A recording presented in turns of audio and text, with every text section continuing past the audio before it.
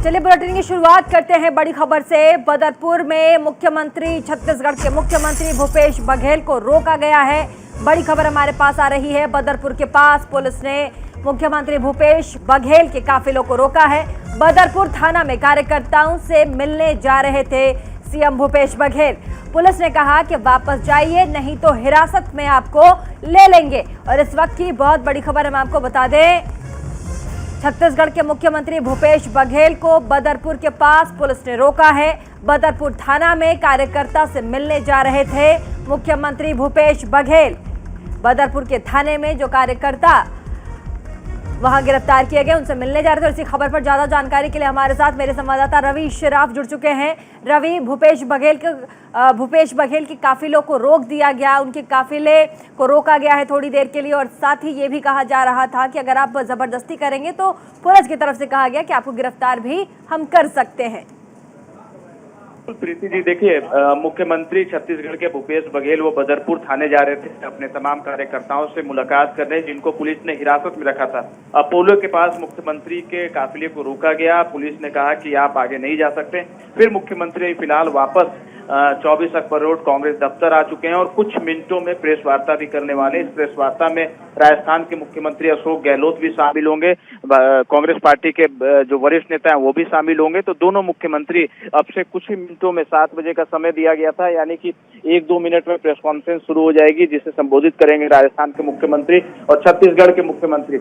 आज का दिन जिस तरीके से कांग्रेस के नेताओं के लिए रहा, तमाम नेताओं को हिरासत में लिया गया। कल भी तमाम कार्यकर्ता और नेताओं को हिरासत में लिया गया था। आज चीफ मिनिस्टर को थाने में नहीं जाने दिया गया। तो एक बड़ा आरोप कांग्रेस पार्टी पुलिस के ऊपर भी लगाने वाली है, दिल्ली पुलिस के ऊपर खासतौर पे, कि पुलिस का रवैया बहुत गलत रहा है। और क्योंकि जो विजुअल्स भी निकल कर आए हैं, आपने देखा होगा, तमाम सांसदों को घसीटते हुए, पीटते हुए दिल्ली पुलिस नजर आई है। तो ऐसे में अब से थोड़ी देर बाद प्रेस कॉन्फ्रेंस होगी कांग्रेस पार्टी की तरफ से और ये अपना रुख स्पष्ट करेंगे। और फिलहाल राहुल गांधी से ईडी में पूछताछ भी जारी है। बहुत बहुत शुक्रिया हमारे साथ रवि शराफ तमाम जानकारी के लिए। और चलिए आगे बढ़ेंगे, शुरुआत करते हैं अपने खास प्रोग्राम का, जब नौकरी मिलेगी।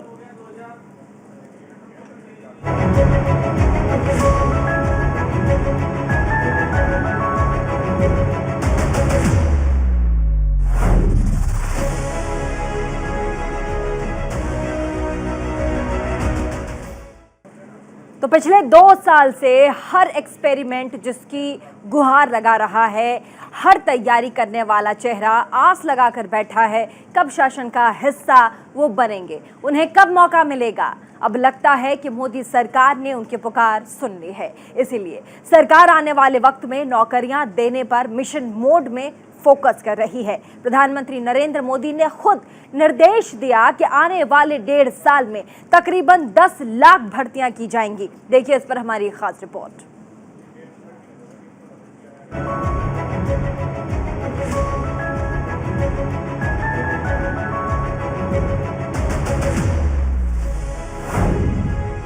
अब होगी नौकरियों की बरसात।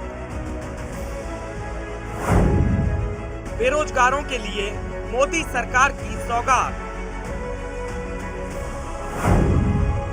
मोदी सरकार का प्लान रोजगार। 1.5 साल में 10 लाख नौकरियां देने का लक्ष्य।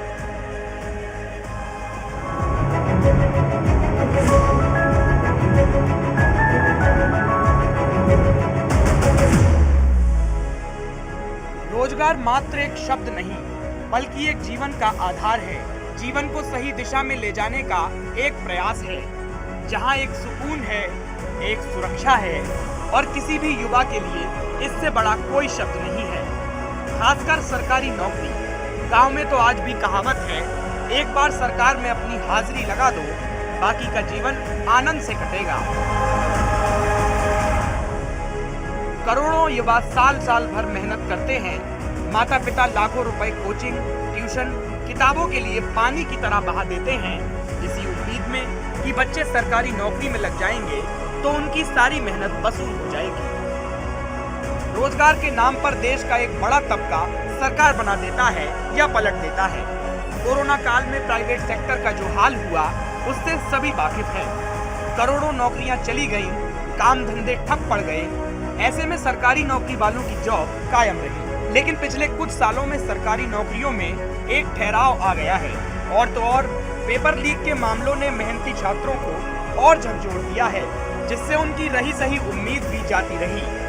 ऐसे में अब तक रोजगार के मुद्दे पर बैकफुट पर नजर आने वाली मोदी सरकार अब एक्टिव हो गई है। मोदी सरकार शायद अब इस संकट को दूर करने का प्लान तैयार कर रही है। पीएम नरेंद्र मोदी ने खुद निर्देश दिया है कि आने वाले 1.5 साल में करीब 10 लाख भर्तियां की जाएं। इन लोगों को सरकार के विभिन्न विभागों और मंत्रालयों में काम मिलेगा। प्रधानमंत्री के आधिकारिक ट्विटर हैंडल से ट्वीट करके इसकी जानकारी दी गई है। लिखा गया है कि पीएम नरेंद्र मोदी ने सभी विभागों और मंत्रालयों में मानव संसाधन की स्थिति का जायजा लिया। इसके बाद पीएम मोदी ने निर्देश दिया है कि सरकार आने वाले 1.5 साल में मिशन मोड में 10 लाख लोगों की भर्तियां करे। रोजगार के मुद्दे पर मोदी सरकार को विपक्ष लगातार घेरता रहता है। कांग्रेस नेता राहुल गांधी समेत अन्य नेता बार बार रोजगार पर कही गई पीएम मोदी और बीजेपी के अन्य नेताओं की बातों को याद दिलाते हैं। खासकर हर साल 2 करोड़ नौकरियों के वादे पर विपक्षी दलों के नेता मोदी सरकार को घेरते रहे हैं। चुनावों में भी ये मुद्दा बनता रहा है, चाहे वो बिहार चुनाव हो या फिर उत्तर प्रदेश चुनाव या फिर राजस्थान चुनाव। रोजगार के मुद्दे पर बीजेपी को विपक्ष ने घेरने का कोई मौका नहीं छोड़ा।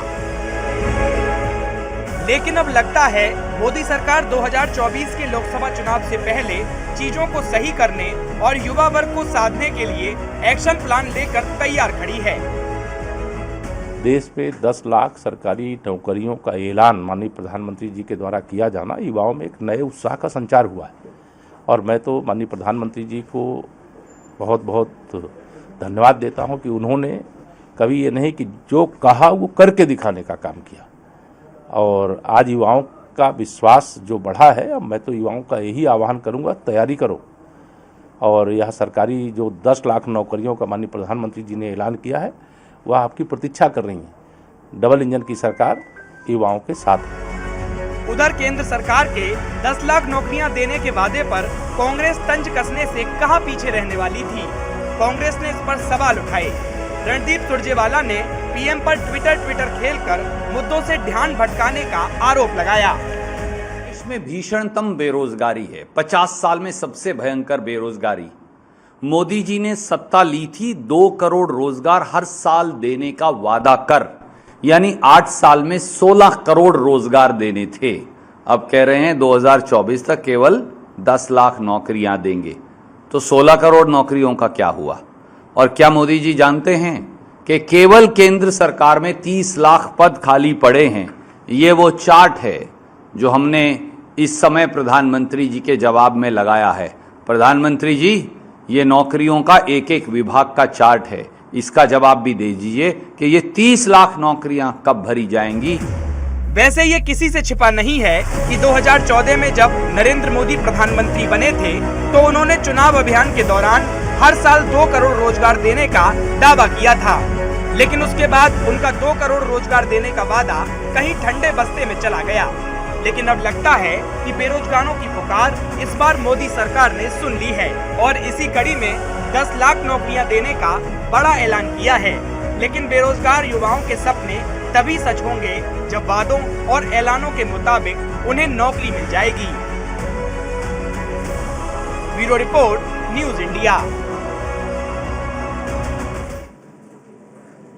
तो सेवा नाम सुनते ही समर्पण, विश्वास और सुरक्षा की जो भावना है वो अपने आप लोगों के अंदर आ जाती है। लेकिन शायद हम आपको यहाँ पे एक बात बताना चाहेंगे कि शायद ही कोई भारतवासी होगा जो कि सेना पर गर्व ना करता होगा। हर युवक का सपना होता है कि एक बार सेना की जो वर्दी है वो जरूर पहने, लेकिन कोरोना काल ने भर्तियों पर ऐसा विराम लगाया है कि बाकी सब जगह बहाली शुरू हो गई है, लेकिन युवाओं को सेना की वर्दी पहनने के लिए इंतजार करना पड़ रहा है। लेकिन अब मोदी सरकार ने सेना में युवाओं का जो बहाली है, उसकी जो प्रक्रिया है, उसकी शुरुआत कर दी है, लेकिन इस बार सेना कुछ अलग रंग में नजर आएगी। और चलिए ज़्यादा जानकारी हम आपको इस पर देंगे, लेकिन इससे पहले हमारे पास एक बहुत बड़ी खबर आ रही है। अशोक गहलोत और छत्तीसगढ़ के मुख्यमंत्री भूपेश बघेल प्रेस कॉन्फ्रेंस कर रहे हैं।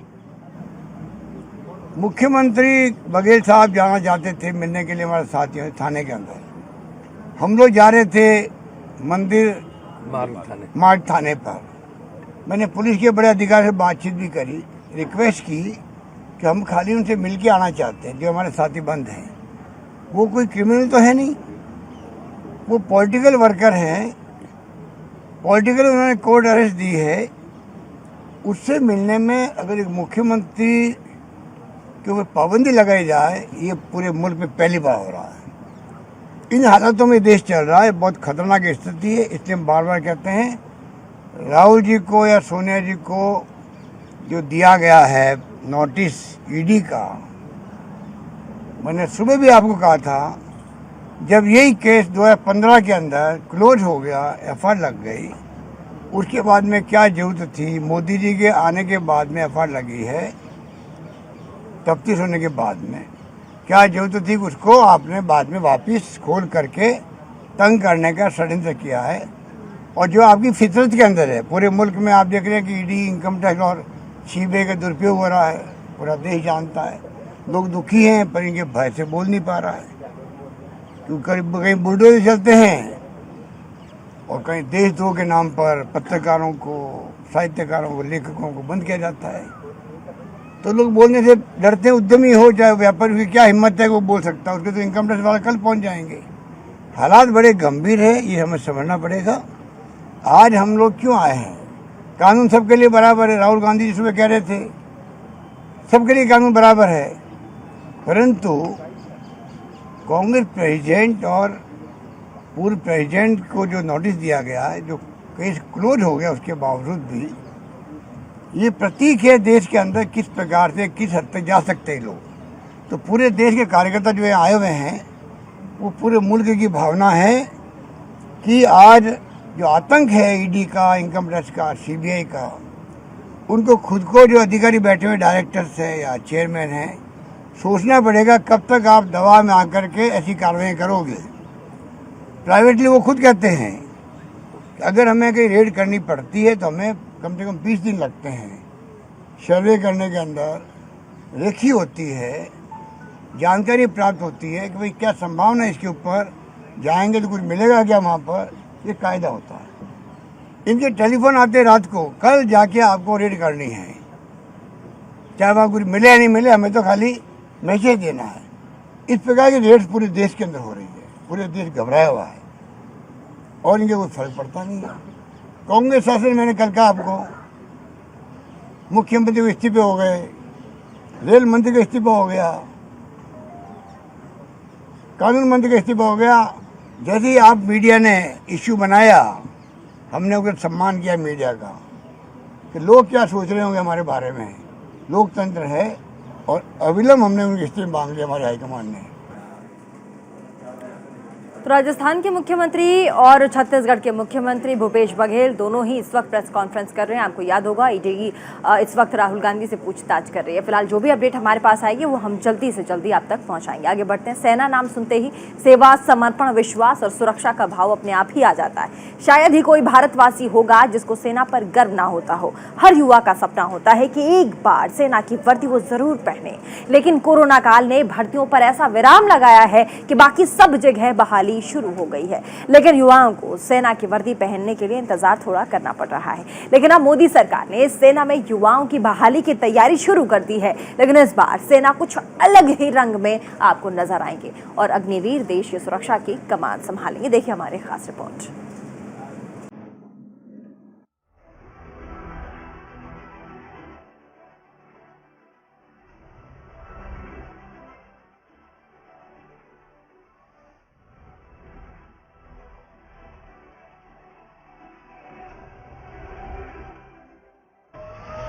Indian army.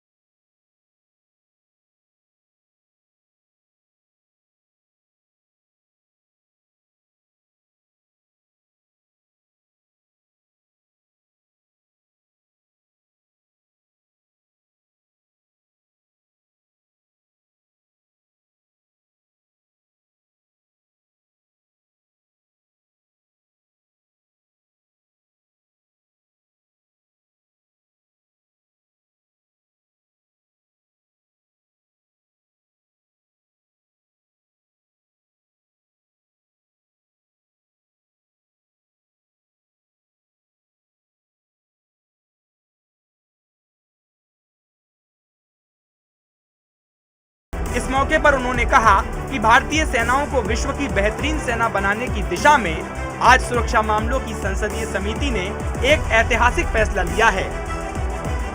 इस अग्निपथ योजना से एम्प्लॉयमेंट अपॉर्चुनिटीज बढ़ेंगी और अग्निवीर सेवा के दौरान अर्जित स्किल्स एवं एक्सपीरियंस उन्हें विभिन्न क्षेत्रों में एम्प्लॉयमेंट भी प्राप्त कराएगा और इससे भारतीय अर्थव्यवस्था को भी हायर स्किल्ड वर्कफोर्स की उपलब्धता होगी, जो प्रोडक्टिविटी गेन और ओवरऑल जीडीपी ग्रोथ में सहायक होगी। अग्निवीरों के लिए एक अच्छी पे पैकेज, 4 साल की सेवा के बाद एग्जिट पर सेवा निधि पैकेज एवं एक liberal death and disability package की भी व्यवस्था की गई है। आखिर सेना के इस नए कलेवर की क्या है खासियत, जानिए। अग्निपथ योजना की खास बातें। सेना में भर्ती मात्र 4 साल के लिए होगी। 4 साल वाले सैनिकों को अग्निवीर नाम दिया जाएगा। 4 साल बाद सैनिकों की सेवा की समीक्षा की जाएगी। समीक्षा के बाद 25% सैनिकों की सेवाएं आगे बढ़ाई जाएंगी। ट्रेनिंग 10 हफ्ते से 6 महीने तक होगी। 10वीं और 12वीं पास छात्र कर सकेंगे आवेदन। 17.5 साल से 21 साल के युवाओं को मौका मिलेगा। पूरे देश में मेरिट के आधार पर भर्तियां होंगी। 4 साल की नौकरी के बाद सेवा निधि पैकेज मिलेगा। देश सेवा के दौरान शहीद होने वाले अग्निवीर के परिवार को 1 करोड़ की राशि ब्याज समेत मिलेगी। अब सेना की रेजिमेंट में जाति, धर्म और क्षेत्र के हिसाब से भर्ती न होकर देशवासी के तौर पर भर्ती होगी। अगस्त के महीने से रिक्रूटमेंट रैलियां शुरू हो जाएंगी। युवाओं को सेना की ओर आकर्षित करने के लिए सरकार अच्छा खासा पैकेज देने की तैयारी में है। अभी तक जवानों की सैलरी का जो स्लैब था उससे वो खासे नाराज थे, लेकिन अग्निपथ योजना के तहत युवाओं को काफी अच्छी तनख्वाह और सुविधाएं मिलने वाली हैं। अग्निपथ योजना में आर्थिक पैकेज। पहले साल 4.76 लाख का सालाना पैकेज मिलेगा। चौथे साल तक ये बढ़कर 6.92 लाख तक पहुंच जाएगा। इसके अलावा अन्य रिस्क और हार्डशिप भत्ते भी मिलेंगे। 4 साल की नौकरी के बाद 11.7 लाख रुपए की सेवा निधि दी जाएगी। सेवा निधि पर कोई टैक्स नहीं लगेगा। भारतीय सेना देश की सुरक्षा की रीढ़ की हड्डी कही जाती है। सेना न सिर्फ देश की सुरक्षा का भार संभालती है, बल्कि आपदा और अराजकता की स्थिति में भी सबसे आगे खड़ी नजर आती है। हाल ही की रिपोर्ट में सामने आया है कि सेना में 1 लाख जवानों की तत्काल में जरूरत है। अब मोदी सरकार अलग तरीके से सेना को मजबूत करने और उसे आधुनिक बनाने की दिशा में कदम उठा रही है। जाहिर है इससे लाखों युवाओं का सपना साकार होगा। Bureau report, news India.